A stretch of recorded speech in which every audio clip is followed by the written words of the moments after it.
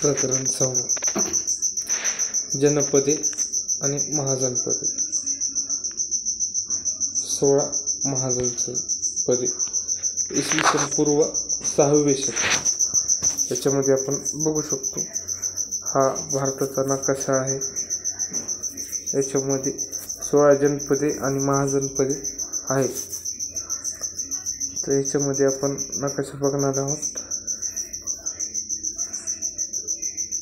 ही महाजनपदे आधुनिक शहर म्हणजे दिल्ली, त्याच्यानंतर भारताची वर्तमान बाह्य सीमा आणि त्याच्यानंतर पण इकडं लक्षद्वीप, हिंदी महासागर,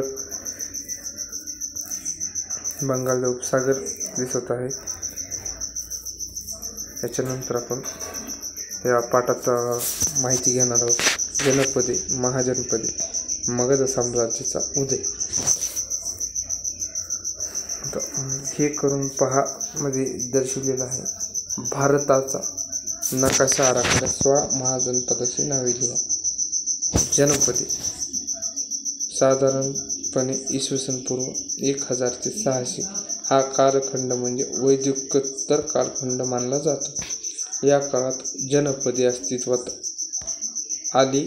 ही जनपदे म्हणजे छोटी छोटी राज्य होती.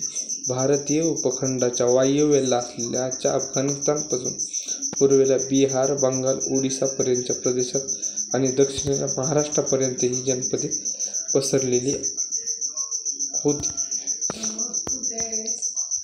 आजचा महाराष्ट्राचा काही भाग तेव्हाच्या अशमक या जनपदे व्यापलेला होता. संस्कृत, पाली आणि अर्धमगधी साहित्यात या जनपदाची नावे आढळतात. ग्रीक इतिहासकाराच्या लेखणीतून त्यासंबंधीची माहिती मिळते. त्यातील काही जनपदामध्ये राजेशाही होती, काहीमध्ये मात्र गणराज्य होते.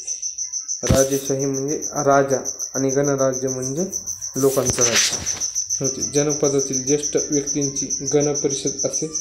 गणपरिषदेचे सदस्य एकत्रितपणे चर्चा करून राज्यकारभारासंबंधीचे निर्णय घेत असत. अशा चर्चा जिथे होत त्या सभागृहास संथागार असे म्हटले जाईल. गौतम बुद्ध शाक्य गणराज्यातील होते. प्रत्येक जनपदाचे स्वतंत्र नाणे होते. 6.2 महाजनपदे. आता आपण महाजनपदे पाहणार आहोत. महाजनपदामध्ये कोसल, वत्स, अवंती, मगध. तर कोसलमध्ये आपण बघणार आहोत. कोसल महाजनपदाचा विस्तार हिमालयाच्या पायथ्याशी नेपाळ आणि उत्तर प्रदेश या ठिकाणी झाला होता. या राज्यात श्रावस्ती, कुशावती आणि साकेत ही नगरे प्रसिद्ध होती. श्रावस्ती ही कोसल महाजनपदाची राजधानी होती. गौतम बुद्ध श्रावस्तीमधील जेतवन या प्रसिद्ध विहारात दीर्घकाळ राहिली होती. कोसलचा राजा प्रसेनजित हा वर्धमान महावीर आणि गौतम बुद्ध यांच्या समकालीन होता. कोसलचे राज्य मगधमध्ये विलीन झाले होते. वत्स महाजनपदाचा विस्तार उत्तर प्रदेशातील प्रयाग म्हणजे अलाहाबादच्या आसपासच्या प्रदेशात झाला होता. कोसम म्हणजे प्राचीन काळाचे कौशंबी नगर होय. हे एक महत्त्वाचे व्यापारी केंद्र होते. कौशंबातील 3 अत्यंत श्रीमंत व्यापाऱ्यांनी गौतम बुद्ध आणि त्यांचे अनुयायी त्यांच्यासाठी 3 विहार बांधले होते. राजा उदयन हा गौतम बुद्धाचा समकालीन होता.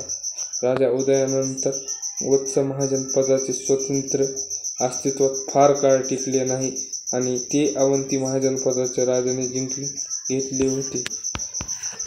आता आपण अवंती बघत आहोत. मध्य प्रदेशातील माळवा प्रदेशामध्ये अवंती हे प्राचीन महाजनपद होते. उज्जैनी, आत्ताचे उज्जैन हे नगर ही त्याची राजधानी होती. उज्जैनी हे एक महत्त्वाचे व्यापारी केंद्र होते. अवंतीचा राजा प्रद्योत हा वर्धमान महावीर आणि गौतम बुद्ध यांचा समकालीन होता. अवंतीचा राजा नंदीवर्धन यांच्या कारकिर्दीत अवंती मगध साम्राज्यात विलीन झाले होते. मगध बिहारमधील पाटणा गया या शहराच्या असणाऱ्या आसपासचा प्रदेश आणि बंगालचा काही भाग प्रदेश प्राचीन मगध महाजनपद राजगृह राजगीर ही त्यांची राजधानी होती. महागोविंद या वास्तुशारदाने बिंबिसार राजवाडा बांधला होता. जीवक हा प्रसिद्ध वैद्य बिंबिसाराच्या दरबारात होता. बिंबिसाराने गौतम बुद्धाचे शिष्यत्व पत्करले होते.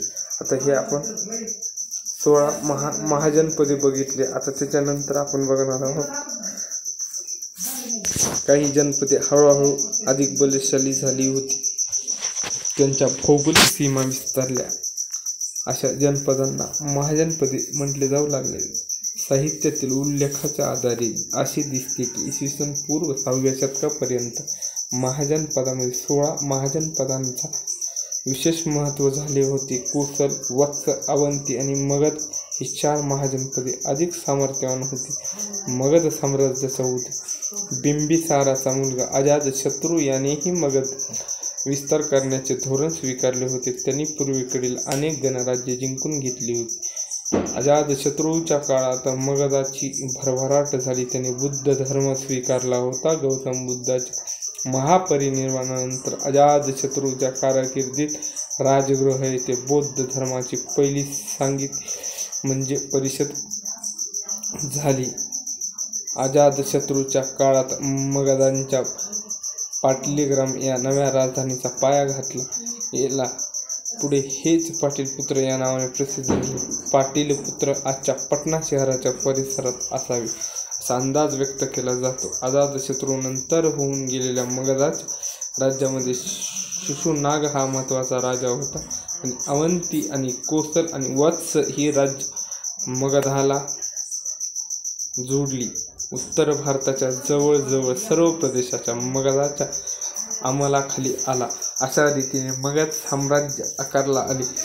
मगध साम्राज्याचे नंद राजे इसवी सन पूर्व 364 ते इसवी सन पूर्व 324 या काळात मगध साम्राज्यावर नंद राजांची सत्ता होती. एका मोठ्या नंद राजांनी निर्माण केली पायदळ, घोडदळ, रथदळ आणि हत्तीदळ आणि असे चतुरंग सैन्य त्यांच्या होते. त्यांनी वजनमापाची प्रमाणित पद्धत सुरू केली. नंद घराणे शेवटच्या राजाचे नाव धनानंद असे होते. त्याच्या काळापर्यंत मगध साम्राज्याचा विस्तार पश्चिमेकडे पंजाबपर्यंत झाला होता. धनानंदाची कारकिर्दीत चंद्रगुप्त मौर्य या महत्त्वाकांक्षी तरुणाने पाटलीपुत्र जिंकून घेतले होते. नंद राजवटीचा शेवट केला आणि मौर्य साम्राज्याचा पाया घातला. पुढील पाठात आपण मौर्य साम्राज्याच्या उदयाच्या काळात भारताच्या वायव्य पश्चिम भागावर झालेली परकीय आक्रमणे यांची माहिती करून घेऊ. तसेच मौर्य साम्राज्याची सविस्तर माहिती घेऊ. माहीत आहे का 16 महाजनपदाची प्राचीन व आधुनिक नावे आपण बघणार आहोत.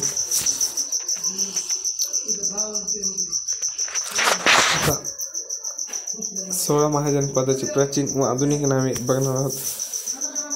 पहिलं बघू आपण काशी. आजचं बनारस आहे. त्याच्यानंतर कोसल आहे. आज कोसलला लखनऊ असं नामकरण केलेलं आहे. मल्ल आजचं गोरखपूर आहे. वत्स आजचं अलाहाबाद आहे. सोदी आजचं कानपूर आहे. 6वं आहे कुरु आजची दिल्ली आहे. 7वं आहे पंचाल रोहिलाखंड. 8वं आहे मत्स्य जयपूर आजचं. 9वं आहे सुरसेन आजचं मथुरा. अश्मक म्हणजे आजचं औरंगाबाद आपल्या महाराष्ट्रामधलं आहे.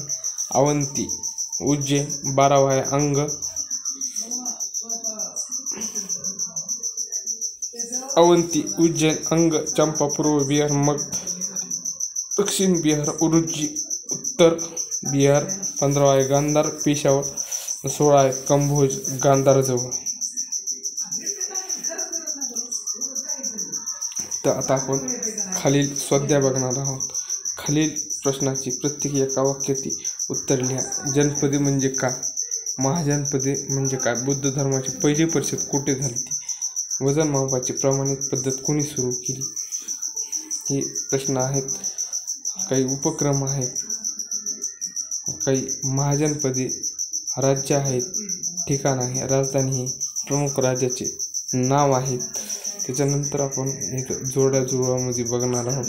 संगीती आहे, धनानंद आहे, पाटीलग्राम आहे, इत्यादी या पाठामध्ये आपण बघितलेलं आहे. सध्या चांगल्या प्रकारे सोडवण्यात येईल.